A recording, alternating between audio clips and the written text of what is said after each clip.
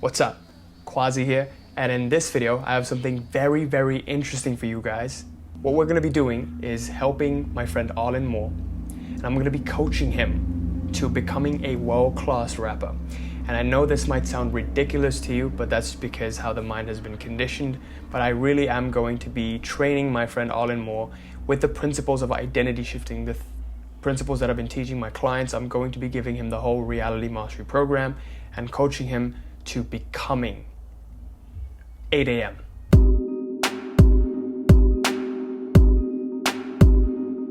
So before I get into this video, make sure you're commenting Life Mastery down below for a chance to win my copy of Life Mastery for free in the ebook format. It's around $12 on Amazon, but you can win it for completely free if you just comment Life Mastery down below.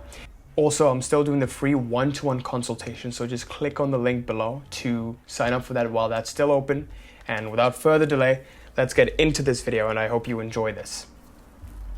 Arlin, do you want to introduce yourself a little bit? What do you do, and Sure. Yeah. So my name is Arlin, and I am a 22-year-old, just graduated university in Boston.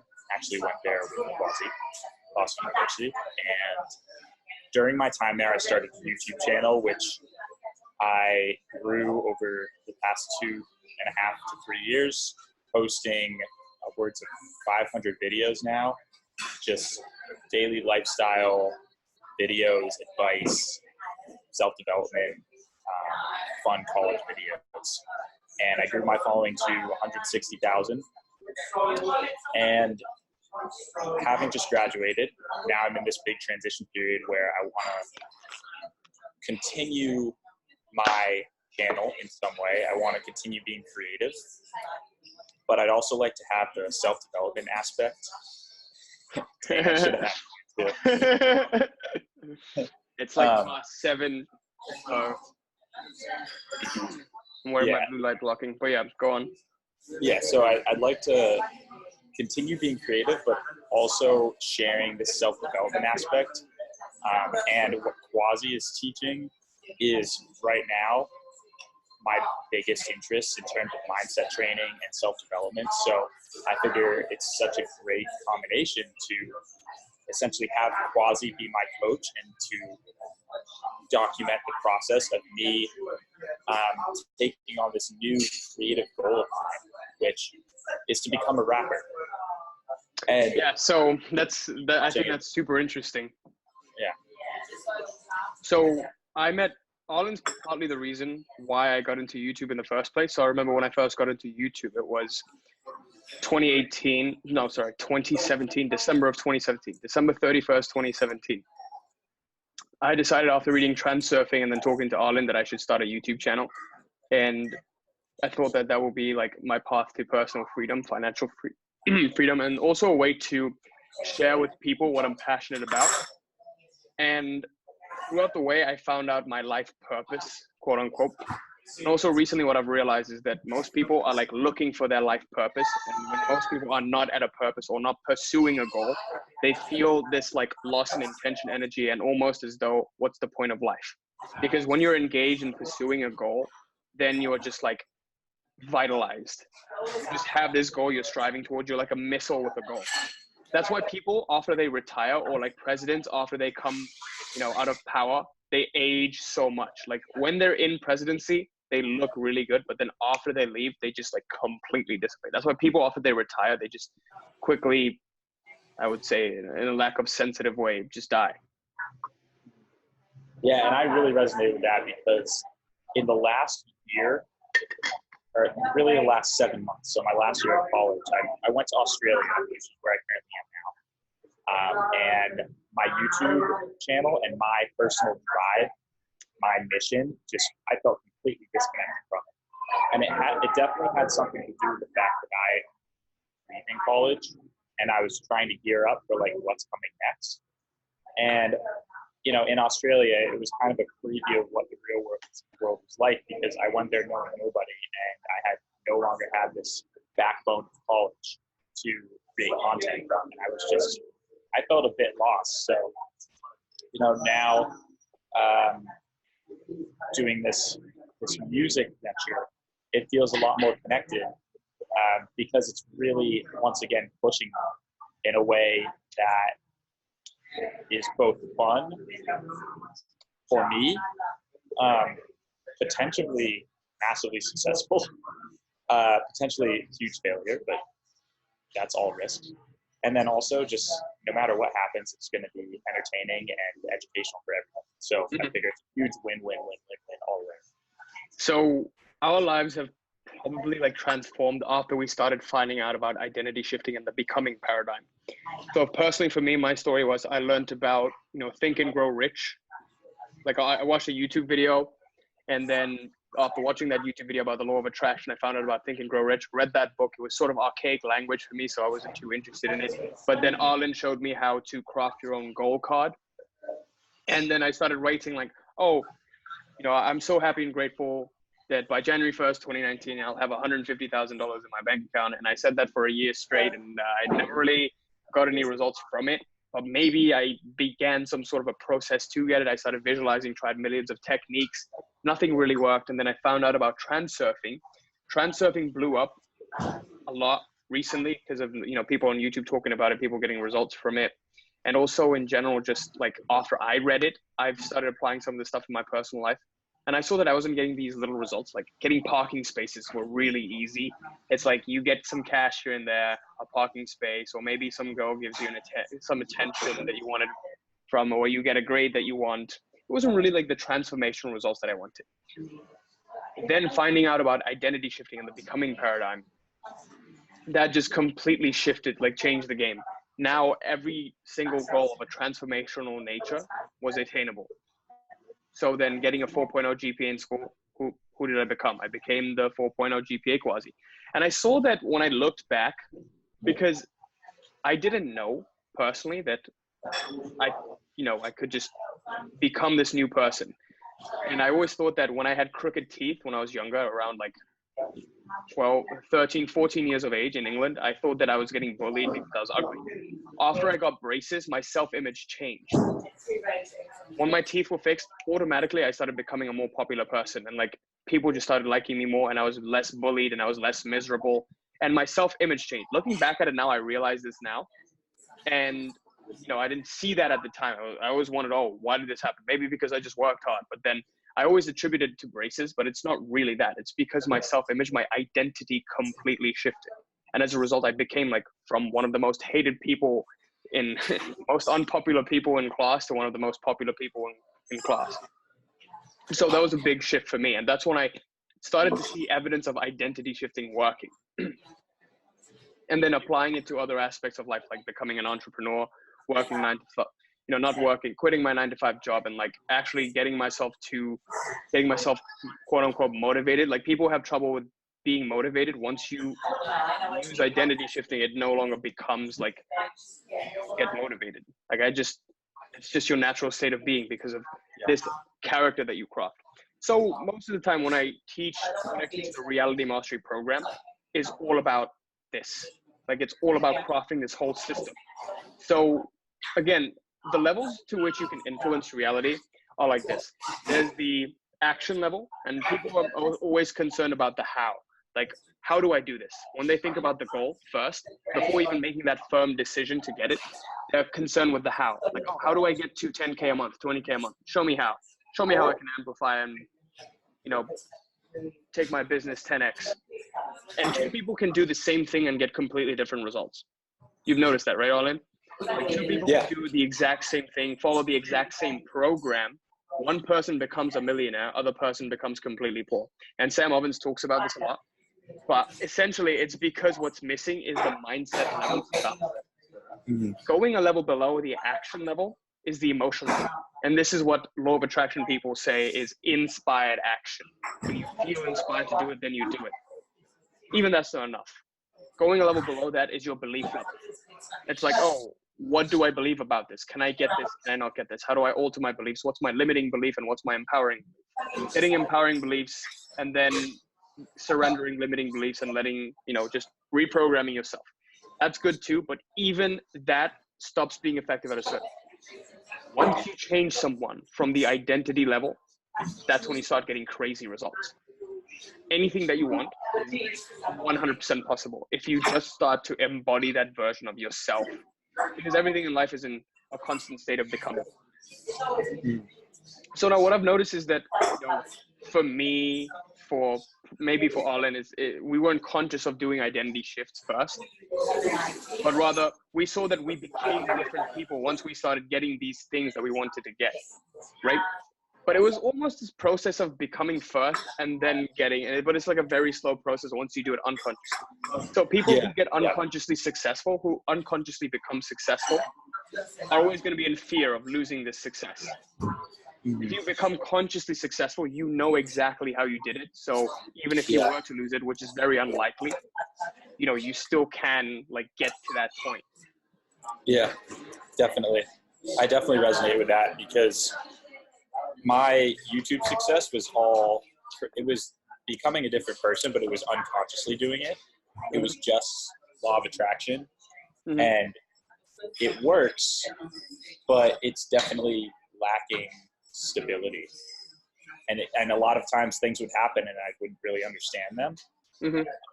But now, I'm still new to this, but looking back, I really see how I did become a different person. And if I had consciously created that, and if moving forward, that's why life is so exciting now. It's like now seeing that I can just choose what to become, and then that person just lives that reality that you want. It's so cool. Who wouldn't be interested in that? And I think I am new to the becoming paradigm and identity shifting, but I think for a beginner like myself in this whole mindset, the easiest way to see it is in developing a daily schedule, a daily routine of the person that has that type of success.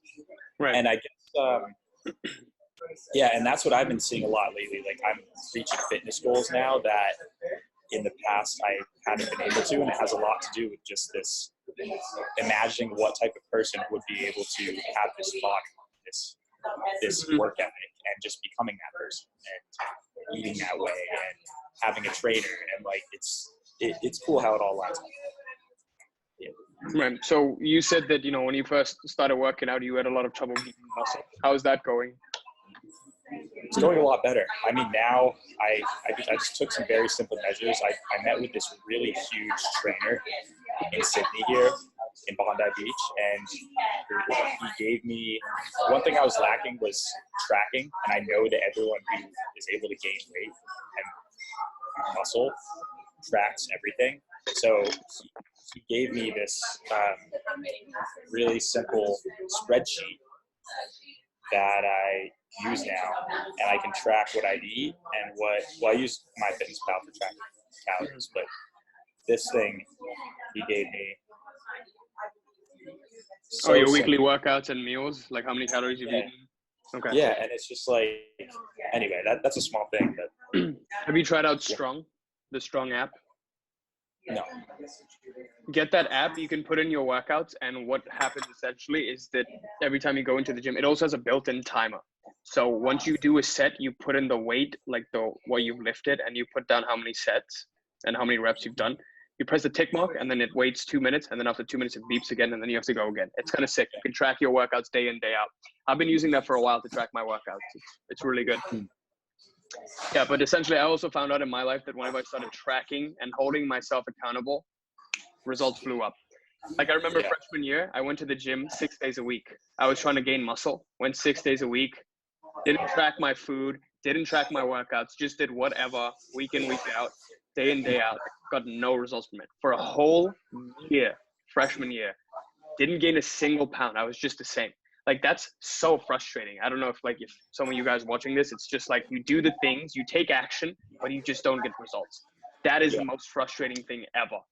Yeah. I knew something had to change. So I started looking up online, and then I heard about, tracking my workouts, tracking my meals, started doing that, boom, get results. Easy, like that. So again, it's all about, if you've been doing something for a while, be conscious enough to see that it's not working. Like if it's not working, then something has to change. Insanity is doing the same thing over and over again and expecting a different result. And that's why the identity shifting stuff is so cool, because it's like, if something's not working, it's like, oh, your character is just simply not capable of those goals. So change your something. current character is not fit to experience that reality. Therefore, it is not experiencing that reality right now. Yeah. What would you say to people who are kind of, you know, they don't like the idea of becoming a different person? They're just like, oh, just bring out I really like, they're like, just bring out the characteristics within you that you already have. Yeah. You know. So what would you say to that? People don't like to say that they would rather say, oh, I have it in me, it's just not showing, you know, that, oh, I have to become a new person. So with that kind of thing, it's like, there is no such thing as your authentic self. Like, that's an illusion. It's like, you think there is your authentic self, that's all the ego. It's like putting on masks. Your authentic self is just empty. It's just consciousness. Consciousness is completely empty. It just is. Like, you can't really you can't define it. Even defining it as consciousness is just like limiting it. Say it in more simple terms. So I'm someone coming to you and I'm like, well, Quazi, I just want to be myself. Right. So I don't really know the most effective way to explain this, but what you call as yourself right now is just a collection of thoughts, ideologies, beliefs, emotions, habits, right? What you call as Arlin Moore right now is just how you've identified yourself up until this point. It's what you've collected. Like, we go through life, we start collecting these things. We become like magnets. We start attracting these things and we start doing these things. But because we've lived unconsciously, we've collected all of these ideologies, beliefs, actions, emotions, whatever it is. We've collected these unconsciously. What I propose is that you do this, you make this a conscious process. You choose to let it stick to you. You choose to get free from it. Putting on an identity is like putting on a mask. You put on different masks every day. Like, everyone has a different mask with different people. Like, think about how you interact with your mom versus how you interact with your professor versus how you interact with your girlfriend. You are different people around all of these people, right? When you meet a stranger, you're a completely different person. It's a different identity, a different mask that you put on. Now, this mask is needed because people think, oh, just be authentic. That's not what that means. Being authentic means using the mask that's the most comfortable for you to wear. Because you've been accustomed to wearing that mask up until this point. Do you see what I mean? Yeah. That's the way I look at it. And when you're ready to go back to that pool of oneness, you take off all the masks and you just become whatever you were, where you came from. While we're on this topic, I think Sam Ovens talks about this in Consulting Accelerator, but even like you say, you know, being yourself is being whatever feels most authentic to you. That's what you said. I understand. It's the one that's most comfortable for you to hold on to. Yeah. So, but even that is like, I'm starting to question even that, because, for example, if you're out of shape or if you're skinny or whatever, and you want to get into the gym and you want to start working out, at first you're going to hate it. You hate going to the gym, but you can train yourself to love going to the gym. So it's like, at first it's not going to feel authentic or comfortable, but you train yourself to love it. So it's like, it's almost like you're bound to nothing. I mean, are you bound to anything? You know? So it's like you're putting this definition, right? You think there is an authentic you and a non-authentic you. How, like, I want you to explain to me, how is it that you can be something else and that's not authentic? Like, what does that mean? Like, you're faking it. Like, the term faking it is called faking it because you're not accustomed to wearing that identity. You're not accustomed to wearing that mask. You're not accustomed to wearing the mask of, I go to the gym 5 days a week and I'm getting into shape. It's uncomfortable for me right now.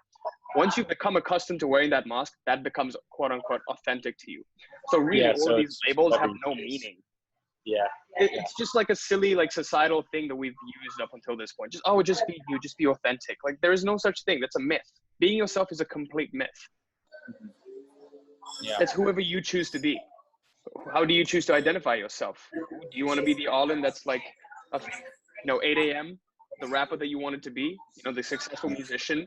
Or do you want to be the Arlin that's like, the previous Arlin, or however many versions of Arlin there were? The Arlin that you were when you were 12, Arlin you were when you were 15. Everything is always in a constant process of becoming. Every single moment that passes, you're a different being. The cells of your body are changing. Your psychology, your chemistry, your body chemistry, your biology, everything is completely changing from one moment to another. Yeah, nothing's ever static. Exactly.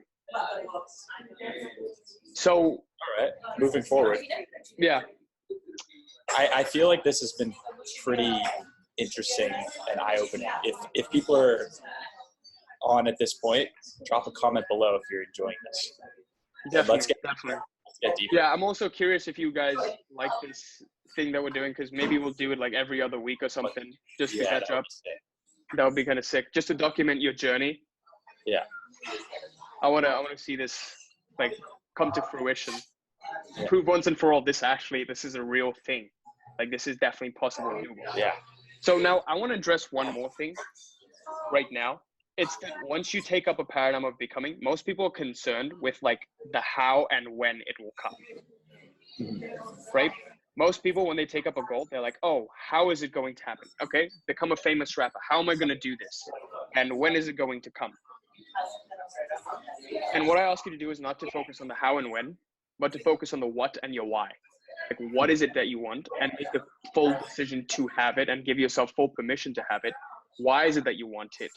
Remind yourself every single day, why is it that you want it? Because once your why is strong enough, then you never run out of motivation. Let me pause you there. I need some what?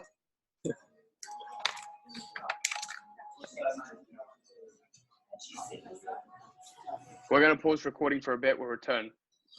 Restate it. Also, this cafe I'm in gives 45-minute vouchers, so I'm going to have to get another one. Oh, really? Yeah. For what, your internet? Yeah, for the internet, and that happens in 15 minutes. So just a heads up. But okay, you can always. I paused the recording, so I just resumed it right now. You can do that. All right. So continue on that last point you were saying. I totally forgot what we're talking about. You said don't focus on the how and when. Focus on the why. Right. So what I was saying is, once you make the complete decision to get something. In Reality Transurfing, that book, the model of reality that is being taken up is called the alternatives model. So Vadim Zeland likes to describe it as the alternatives model, which means that whatever you want right now, it already exists. A version of it already exists in the way you want it. If you can imagine it, it's already real, right? There is no such thing as like myth. Myth is just, it hasn't manifested yet. Anything that's even in like a movie, like you've seen, 20,000 leagues or 70,000 leagues under, or whatever it is, before submarines were even invented. And then submarines came about, right? I think there was a book by Jules Verne, I'm not too sure. But whatever's like in stories, in movies, in books, it's all real. It's in someone's imagination. It will eventually come into reality and into existence. It just hasn't yet. So every single possibility exists, So this is the alternatives model. There's a version of you that's a successful rapper, crushing it, killing it, and spreading conscious music. It just hasn't shown itself into reality yet. Once you make the full, complete decision that this is what you want and you completely define it, and that's why in week 1 of Reality Mastery, what we do is we dive deep into defining your dream and who it is you need to become to achieve that dream. So that's like really key. If you don't even define your dream and what it is you want, how are you supposed to get there? Right? And again, people get too hung up on like, oh, what if I don't want this then? What if I don't want this then? Oh, I don't know. That doesn't really matter. Like, as long as you have a direction to set about, your heart's goals will be revealed to you on the journey. You just need that momentum. That's why people are afraid of taking action. They're like, oh no, what if this is the wrong thing to do? What if this doesn't get me towards my goals? Even if it's like researching every single day, that's still taking action. You have to like do something in this current frame to realize your goals and give yourself the momentum and keep tracking your attention so you can like stop, pause, take a step back from yourself, and then reflect. And then ideas just come to you. I can't tell you how many times ideas have just come to me, like as if out of nowhere, you know? But it all came at a moment where I was completely engaged in taking action, just getting hands-on with it. It never came to me when I was just like sitting down, just like lying about, sofa metaphysics. Yeah. It came to me. I didn't really chase it, you know? Yeah. So the what and the why trump the how and the when any day of the week. And the how and the when isn't for you to decide. It's for the universe to decide when it wants to give it to you. So the universe has its own plans, but it wants to manifest your goals because you're part of the universe. That's what the outer intention is. Outer intention means it uses the universe. Like everything in the universe conspires to give you your goal. It will eventually happen. What's yours will always return to you. This is my goal. Like, you know, becoming a successful law of attraction coach. This is mine. Like whatever's mine will eventually come to me. Right. So there's no need to chase it. And now people think that you need to take some massive action. You don't even need to. Like technically you could just sit on your couch and it would be delivered to you. And I know what I'm saying is like contradictory, but it's just that our mind has been conditioned to believe that, oh, how the hell am I supposed to manifest my goal if I don't do something to get it? Yeah. And at the same time, because we believe that, we have to do that. We have to take some action. Mm-hmm. But also, isn't it in the doing that's fun? It's not necessarily in the goal. It's just like doing it is fun. The process itself, yeah. Like that's the only reason gratitude completely accelerates your goals is because like, think about it this way. Life always wants to, because life is always in a constant state of entropy, and everything in life, like if you spray perfume, it's always going to expand. So the second law of thermodynamics is that everything always tends to more disorder. If you, like human beings are naturally unconscious. We just want to like do our animalistic things. My dad used to say, it actually takes work to be human. Like it takes some work to be human. Whenever you put in work, when you expend energy, you're basically taking entropy and bringing it into order. Whenever you clean your room, you have to exert energy. But whenever you want to make your room messy, you don't have to exert energy. It's almost natural. Right? And the most natural thing is for everything to go to disorder. Now, with that in mind, you know, if you like, everything tends to more disorder, and also everything tends to more love. Disorder kind of in a way is saying that everything is just love. This is all love. So the universe is basically trying to teach you the lesson of love. So if you're grateful right now, then you won't have to put in as much work because the universe doesn't have to teach you to be appreciative of the things, of the work you've put in. Every time you see people who've made it to their goals, they've always said, wow, I went through so much hard work. I've had to put in so much work to get there. I'm so grateful now that I got it. Like they appreciate it more after they put in the work. But if you can start to appreciate things you have right now, the universe doesn't have to teach you that lesson. It doesn't have to teach you that lesson. So it just gives you your goals like much quicker. Yeah. Yeah. I gave my dad the secret gratitude journal. Mm-hmm. And he started using it. And my dad's always been relatively, I don't want to say pessimistic. He's a pretty upbeat guy, but you know, he thinks, you know, you have to work hard for money, all this stuff. My dad's 68 years old. I gave him the gratitude journal, and all of a sudden, checks started appearing in the mail for him. No way. I swear to God, he like messed me. Another one. I don't get it.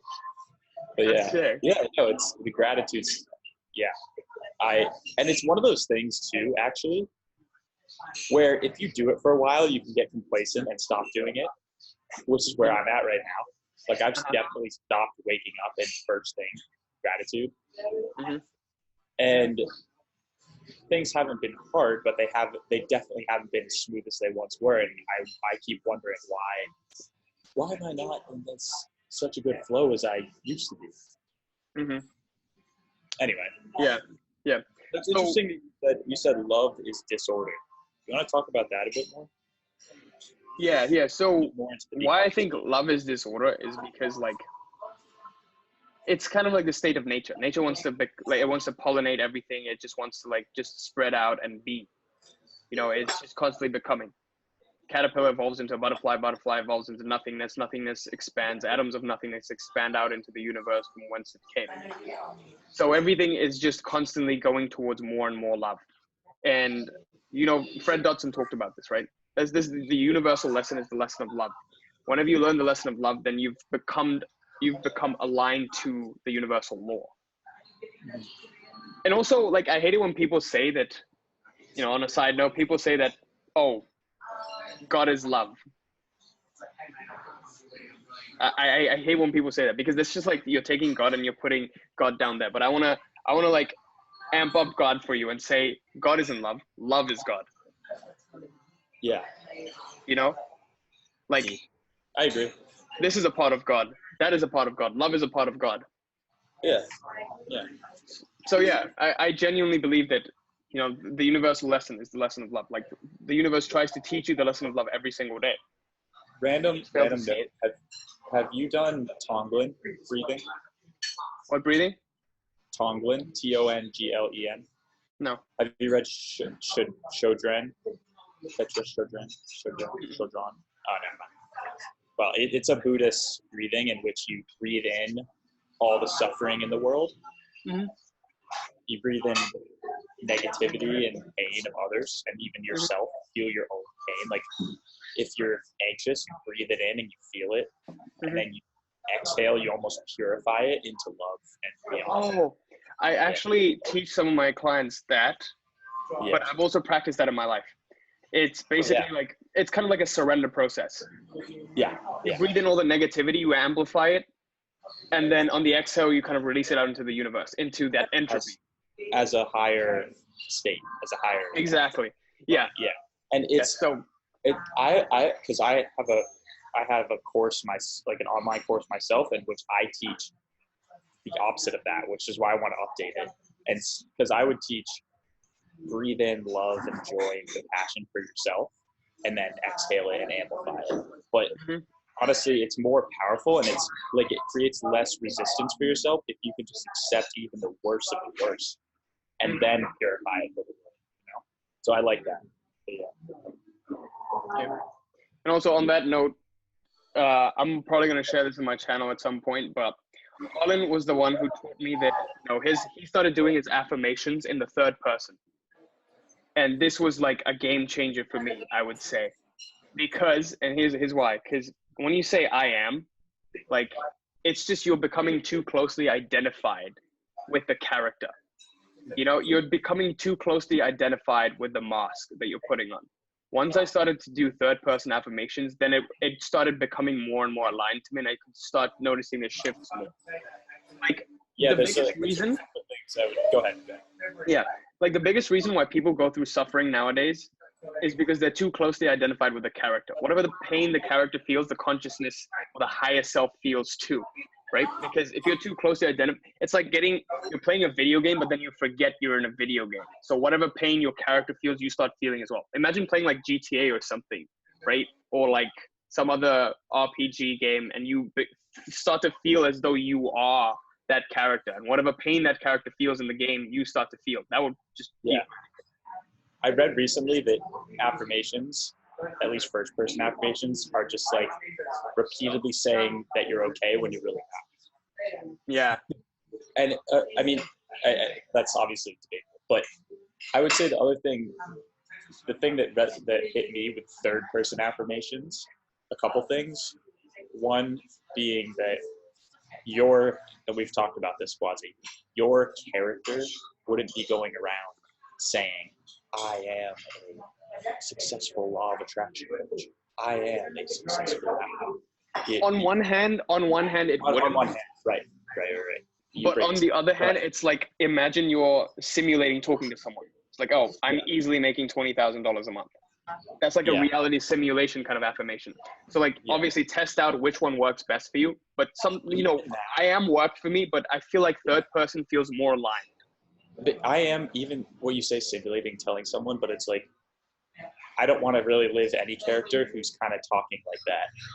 I am successful. Oh yeah, I like, it's just like bragging. Yeah. bragging. I'd rather be. To each person is different.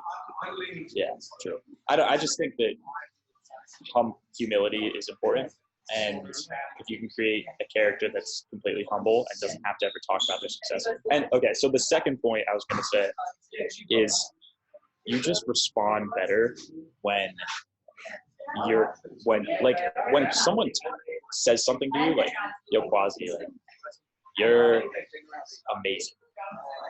You really feel that. Mm-hmm. If someone's talking, like, if someone, like, I remember in high school, I was like captain of the lacrosse team, and I had an article written, and it was talking about how amazing a game I played, how great of a player I am. And you read that, and it's like someone else's words are saying, Arlin, speed, like, like this, and his shot is amazing. It's like, whoa. And then you just become, you really identify with what other people are talking to you about. Mm-hmm. So yeah, the third person affirmations is just like writing your own bio about yourself, in which it's just like the universe saying, this is you. And you're like, that's me? Oh, wow, thank you, Mm-hmm. Yeah, absolutely. And with that as well, like, what was really confusing to me was when like people who are enlightened would talk about, oh, don't identify with anything, no labels, nothing. And I say, hell with that. Like, identify with something. Identify with what you want to identify with. Yeah. What gurus are teaching you are how to get to that point of letting go of everything and just getting to the source. That's what enlightenment is. Exactly. Like I genuinely dislike it when people like try to take up ascetic lifestyles, and they're like, oh no, now I will just let go of my worldly desires. I'll leave my family and leave all of my like riches and everything, and I will just go into the mountains. Money, you don't need money to be happy. But then people who don't have money are saying stuff like this. You can't really you can't really say that unless you've made the money. Then you can say, well, now that I have it, it doesn't really matter. Yeah. And what I've read recently, and this is really powerful, was that the karmic law is that unless all of your worldly desires are met, you will never break free from karma. You will keep coming back. You will like keep coming back. Okay, cool. Do you want me to pause so you can go renew your Wi-Fi? How much longer do you want to go? I mean, I could go for 45 minutes. We can go for 15 minutes. Okay. Until 8? Yeah, I'll go order something. I'm going to have to probably order something, and then, we'll resume that. Wait. I'll pause it right now. I don't remember where we left off. However, I think it would be... So Arlin just renewed his Wi-Fi. Can you hear me? Yeah, I can hear you. Okay. I was going to say, and we can figure it out, but it would be probably in everyone's best interest to talk more about like what we're going to be doing moving forward, rather than, because we could talk about the concepts and stuff forever, but let's get more focused on like moving forward, what to expect. Yeah, so I don't want to like record. Hold on. Yeah, obviously I don't want to record our sessions because they can be private and for the sake of everything, I don't want to reveal that stuff. But general, we're just going to be doing a review. If we do decide to go with this, full time, if people are interested, I just want to review like your progress every single week before we go deeper into it. Okay, yeah. And also like share chunks of value so people can also see how like it's working out and what kind of things are working for you and what's not working for you in this journey. You see what I mean? Yeah. So maybe we'll develop some sort of a format for things to discuss. And I think that'll be in everyone's best interest instead of just like going all over the place with it. I don't know. Maybe people will like that all over the place stuff. But I personally prefer it's like structured, like, oh, what went well this week? What could improve? And what to do for next week. Right. Yeah, that's I like that. It's almost, it's just like a recorded accountability meeting, essentially. Exactly. I think that'll be like a good way to go. And if nothing else, people can see the benefit of having an accountability meeting, because it's just a mini little mastermind, and we're just kind of demonstrating our mastermind publicly. Right. Yeah. So yeah, where did we start off with? We left off with. Okay. We talked about love and disorder, and the last thing I think that's the last thing. Love and disorder, connecting to why and what rather than how and when. Yeah.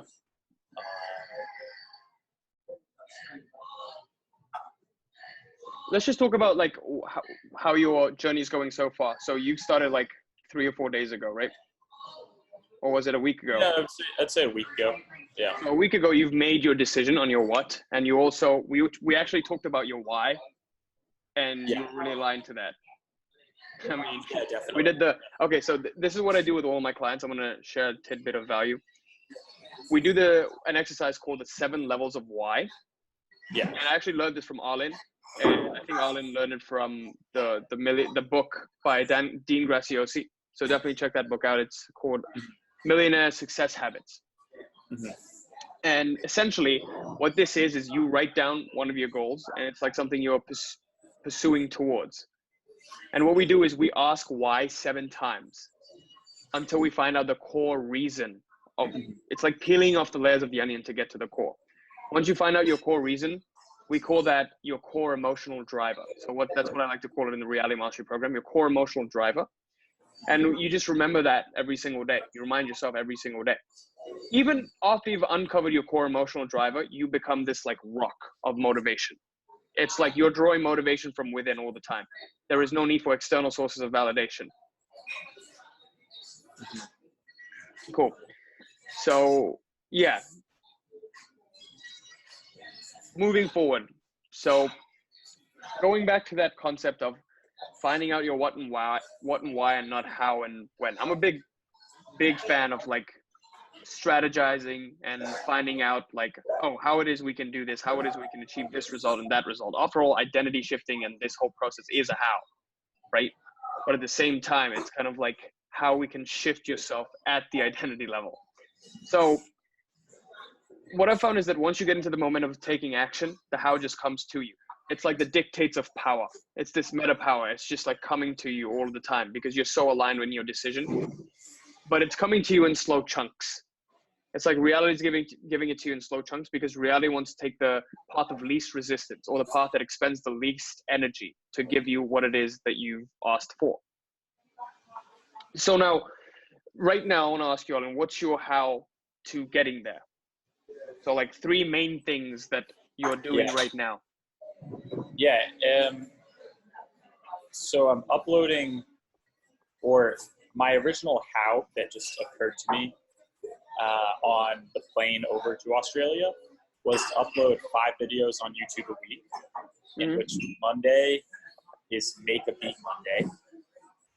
So I have to somehow make a beat for a song that I'm going to write. Okay. Tuesday is Trending Tuesday, in which I talk about a trending song and the energy behind it. Or before I talk about the what, let's talk more about the why, like why I want to become a rapper. Do you want to get into that? Just very briefly, so people get why this how made sense for me. So the why is I wanted to combine my existing skills and interests with some sort of challenge that is beneficial for other people. So I have skill in YouTube and editing videos and entertaining and speaking and developing a storyline. I have skill in and interest in personal development and goal setting and becoming paradigms. And I've always had interest in music, but I took piano lessons for 11 years. I'm decent at freestyling, and I think it's really cool. And I've always wanted to make music, but He's being humble. He's like really good at freestyling. But I'm not that good. But yeah, anyway, I've always been interested in it, so I figure why not just, I've graduated college, why not just try something super risky and just say I'm going to become a rapper and demonstrate it through, yes, it's fun and it's an art form and like I want to do it, but also along the way just like use a goal setting process with Quazi and demonstrate it and how it's possible to go after something that so many people, I mean, a lot of people are supportive of this idea of me making music, but it's also pretty out there. Like a lot of people are like, what the hell are you doing, right? oh, weird, dude. Yeah. So I, in that way, I want it to be inspiring because I know there's so many people out there that want to start a YouTube channel, start a business, start making music, but they're afraid to. And I just don't know. And I'm just like, hey, I'm going to try it. And it could be a huge failure. It could be a success, but at least I give you guys the courage to try something yourself. So that being said, did you want to say something on that before I go to the touch on some super important points and super interesting points that I'm like itching to speak about. Okay. First of all, what's interesting is yesterday I got on a call with this person who also was trying to be a rapper, but sort of like spread conscious music, but he's been trying for 10 years and he's been stuck with it. So, you know, he called me and he's like, yo, I want to use this stuff to like be successful. This is all I want. Because he's been trying it for a while and it can get really painful when he's been trying it for a while and he just feels like he's been hitting a wall with it. And, you know, he says that one thing he said to me was, oh, when you try to market it as this is conscious music, you know, this isn't rap, then people won't want to buy it because it's not sexy. And what I thought was that that's the biggest like limiting belief. Yeah. Because he's like, oh, you know, you've seen Cardi B, you've seen ASAP Rocky, they're always talking about drugs and like murder, et cetera, like pulling out guns and shit. And there is no way to get out conscious music and spiritual music in the form of rap. There is no way to do that. It's just impossible. And again, that's like a huge limiting belief. What do you think about that? Yeah, I agree.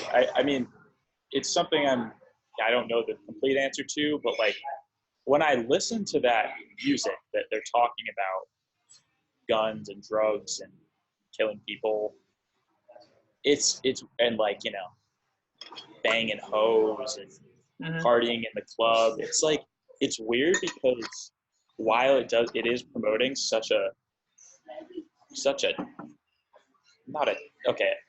pretty not the highest vibration of energy. Not the highest vibration, but even still, you listen to it and it pumps you up, you know. Yeah. So it's like, I just feel, I've always felt that it could be cleaner. It could be a higher level of energy.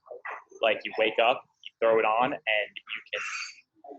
you can have good thoughts running through your. It's all aligned, you know. It's like good thoughts, good lyrics running through your brain, good energy running through your brain, and like, yeah, like when these rappers are making this music, it's like they're on lean and they might have just done a line of coke and then they go and create from that energy. It's like, it's just not the cleanest thing that could be. And there's no reason why you can't use what's that guy's name? Glenn, the energy coach? Yeah. But yeah, like use some high vibration, like exercises, put yourself in this mood, in this state, this energy level, and then just create from that. That's so much cleaner and like, yeah. So another interesting thing you pointed out is clean energy. And I'm a big believer in that because I've always felt that motivation is really stupid. Like if you're relying on motivation, you're just setting yourself up for failure. If you're listening to music and you're getting motivated, anytime you have an energy spike, there's always going to be a down. Anytime you go through a high point in life, there's always going to be a low.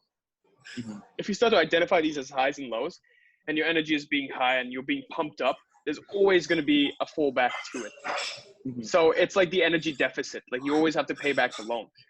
So what I saw was that people who are in higher energy levels, there is no longer like, you know, it's just peace. Like peace is the highest energy state you can get to on like this unenlightened plane. Once you get to the level of peace, it doesn't feel like you're hyped all the time, but you're just peaceful. You're like moving without friction. Being motivated and taking action out of motivation is like moving against friction with the sheer power of your force. It's like willpower. It's you against the world. But what the transurfing model suggests is that you just make that choice and the universe just carries you to it. You just jump on the boat of your choice and you just consciously navigate through it. And conscious navigation, again, that brings me up to that point of you said, oh, wow, fantastic. Conscious navigation brings me up to that point of navigating through the obstacles. And interesting thing you mentioned was that people are saying that, oh, what the hell are you doing, Arlin? Like, why are you becoming a rapper, et cetera, et cetera. Once we go through the reality mastery program, we emphasize what is known as pendulums and excess potential. Essentially, any single obstacle that you're encountering through your journey is all a result of you. It's you putting too much importance on something. Now, people get too hung up on overcoming obstacles, but that is the complete wrong way to go about it. And here's why. Once you focus on the obstacles, then more obstacles start to present themselves. Right. But if you see an obstacle for what it really is, like if you start to see life for what it really is, all the answers just come to you. If you start to see an obstacle for what it really is, just heightened importance. Essentially, an obstacle is just heightened importance. Because you've put so much importance on doing this part. Let's say, you're becoming a rapper and you're getting good results. All of a sudden, you're not getting any results. You're not signing X, you're not making good music, blah, blah, blah. And now you're like, oh, well, I was accustomed to that way of living, so now this becomes shitty. So now you've put in an importance and an attachment to that result, to getting that result. So now this is your attachment. Versus if you were to just start out and you got that result when you are getting at your low point. This is what my friend was talking about. So this coach I'm working with, he's like, oh, last month was a shitty month. Usually I'm making like 15 to 20K a month, but last month I made 5K a month. If you took a little kid, like an 18-year-old kid, and you put him at 5K a month, he would be ecstatic, right? Yeah.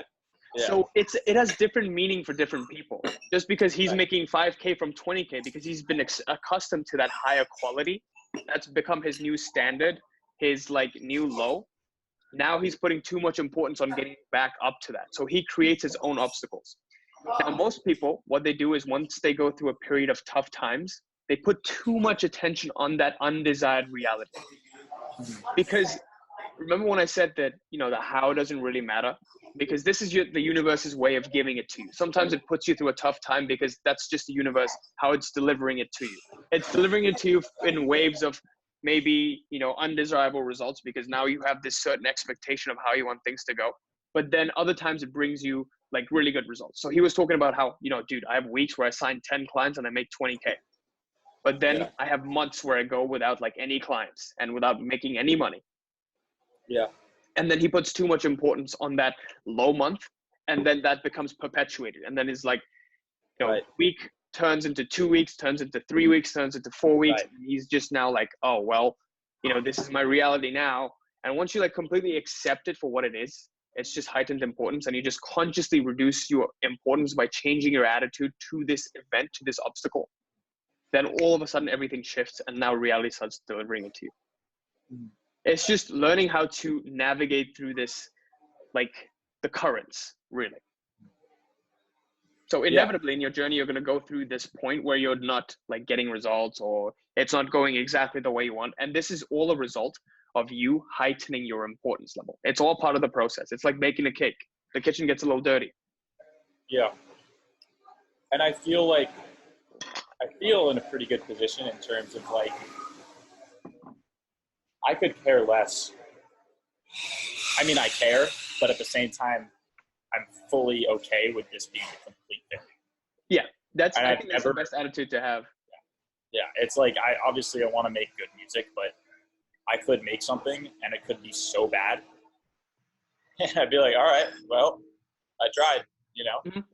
What's interesting is you're saying this right now, but once you start getting results in it, because at this attitude, you can access pure intention.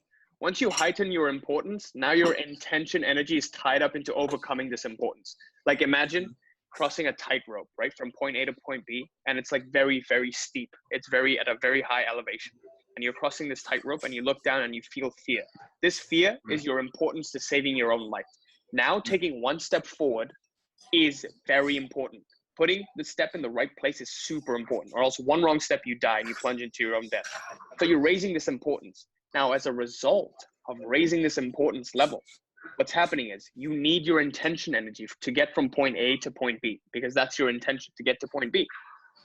Now, as a result of raising this importance by the very attribution of fear to your own life, what's happening is now it's very important to put a step in the forward direction. So now you have to use your intention energy. 99% of your intention energy gets put into overcoming this importance and putting your foot in the right place. If the tightrope were like 5 foot off the ground, it wouldn't be that important. Like, it would just be like, oh, okay, cool. I'm just using my intention energy. Chances are, once you get to the other side, you'll be completely drained. Like, you will be completely drained, as opposed to if it were just on the ground. Like, have you ever felt that after a crazy situation, when your adrenaline levels have been spiked, at the end of it, you just get completely drained and you start panting? That's exactly what's happening there. That's that kind of effect. Right now you're saying my tightrope is on the ground. Yeah, because right now you're not getting want to keep it there. Exactly. So you want to it's kind of like taking care without worrying. Yeah. Intending without needing. Making yourself at home, but remembering that you're a guest. Yeah. It's about keeping your own personal balance so you can use your intention energy to its fullest and like access this outer intent. And I think, so I'll move more into the how and what that I've discovered for myself at this point. Cool. Now that we've established the why. Yeah. So Monday is Make a Beat Monday, in which I make a beat.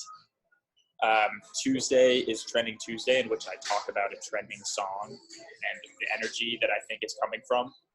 Whether it's like a new Juice WRLD song where he's recorded in the studio while he's creating it, like a big joint in his hand or whatever, versus maybe like a Shawn Mendes song where it's all about heartbreak and where that's coming from.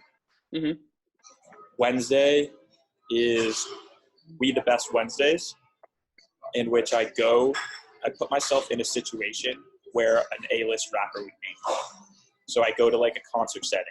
Like last Wednesday, I went to the Sydney Opera House, which is like huge performers performing. Like Wu-Tang Clan was there in the summer, Australian summer. This is winter now. Or a recording studio. Like I messaged this guy, Jai, who I met when I was here last time, he's like Australia's he's older now, but when he was 15, people were comparing him to Justin Bieber. He has like songs with like 35 million views, and he's still making music. He's really talented.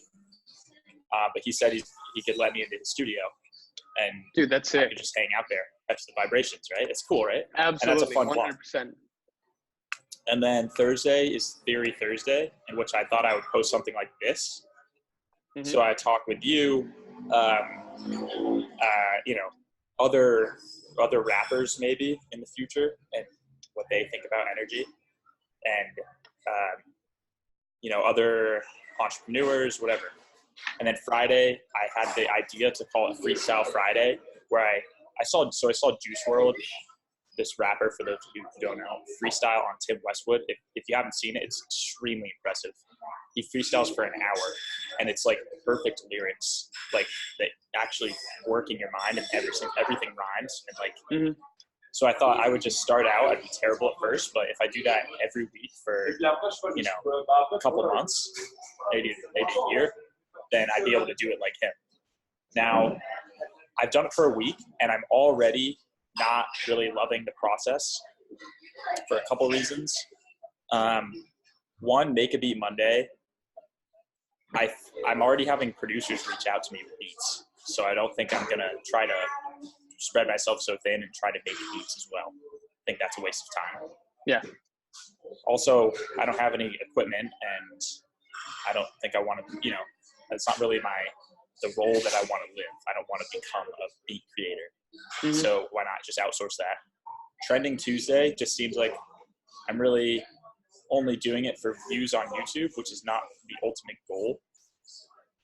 I mean, I guess it could align, Yeah, it could definitely help out, right?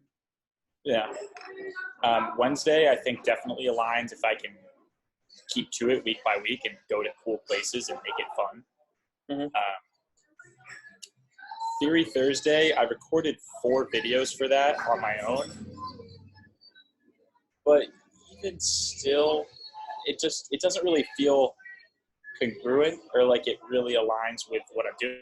Like what we're doing right now, me talking to you about it every other week or so, I feel like that works and that makes sense. But I'm not sure. I'm not sure if really doing it. The 4 videos that I filmed on my own, I'm not really sure it aligns as much. It just feels a bit forced and unnecessary. And the Freestyle Fridays, I did. So I recorded for an hour and I freestyled for an hour, and it wasn't terrible. It was decent. But then I had a 30 gigabyte file and I couldn't upload it. Yeah, I saw that on your Instagram. So that's where I'm at right now. And I think it's almost like, and Anna was like, why don't you just spend 2 weeks, make a song and make a music video and just do it like that? Like, that could be sick. That's like much more focused, you know? Like, why spend all this time making trendy YouTube content when I can actually just focus on the craft? You know? Like, yeah. And I mean, it's like it's 80-20 too, you know? And it's like Sam Ovens says it all the time too. It's like if you have your circle of energy and you can only expend a certain amount of hours in a day, why would I spend 3 hours editing and an hour filming a day if it's not really leading toward making good music, which is the ultimate goal? And I mean, yeah, the ultimate goal is also demonstrating that what I'm doing is with you there. It's like,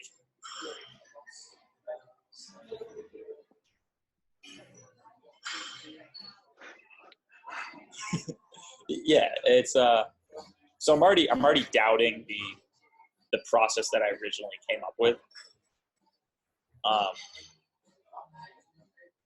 Yeah, except for the Wednesday videos where I go somewhere, and except for the music videos, like every other weekend. So my 2 cents for you would be to definitely keep stay in the momentum of taking action.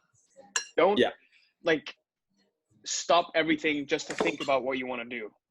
Right. Keep taking action, but let it come to you. Be present and let it come to you. Track your attention, let it come to you.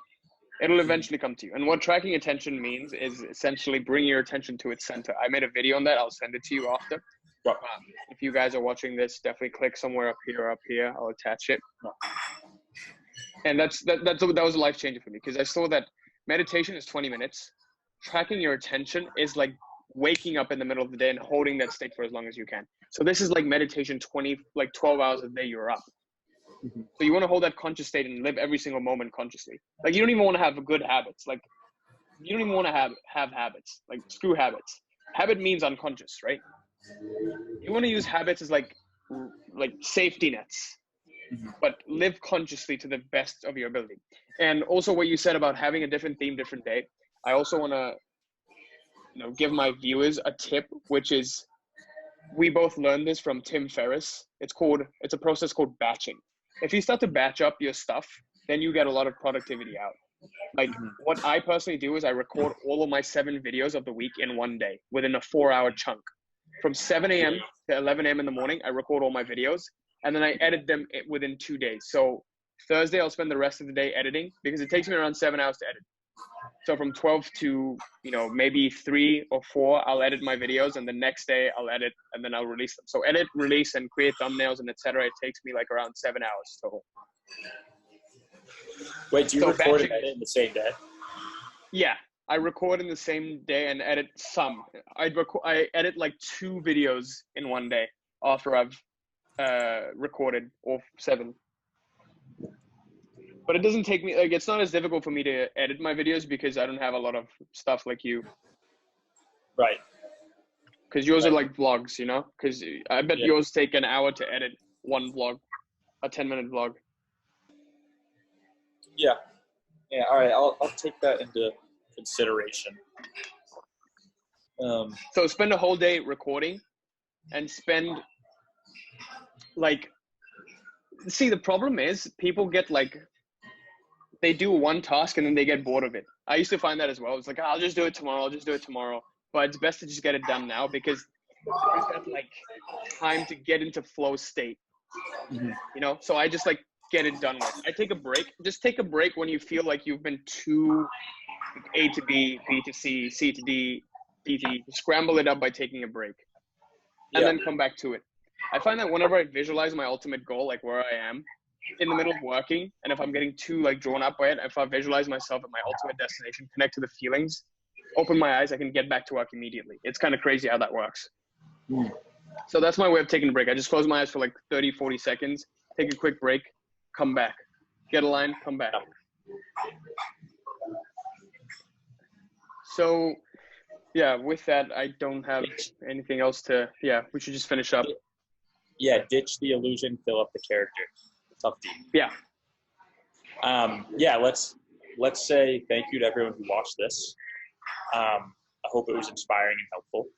Yeah, so leave us a comment below if you'd like to see the progression of Arlin becoming a world-class rapper. I'm definitely hyped to see that. And you're going to be posting this on your channel as well, right? I believe on Thursday. Yes, today. Okay. Are you going to be editing it? Yeah, I could edit if you send it to me. Yeah, I'll send it to you then, because you're like, he's so good at editing. It's not much to edit, but sure. Yeah. All right, let's stop the recording and chat for a second. Yeah. All right, guys. So I'm just gonna completely stop it. All right. So thank you guys for watching. This is Arlin Moore. If you guys didn't know, he has his own YouTube channel, so definitely check him out. Check out his stuff. He does a lot of personal development stuff, and you know he's been one of my good friends and helped me throughout my YouTube journey. So yeah, definitely check him out. And we'll see you next time. Peace.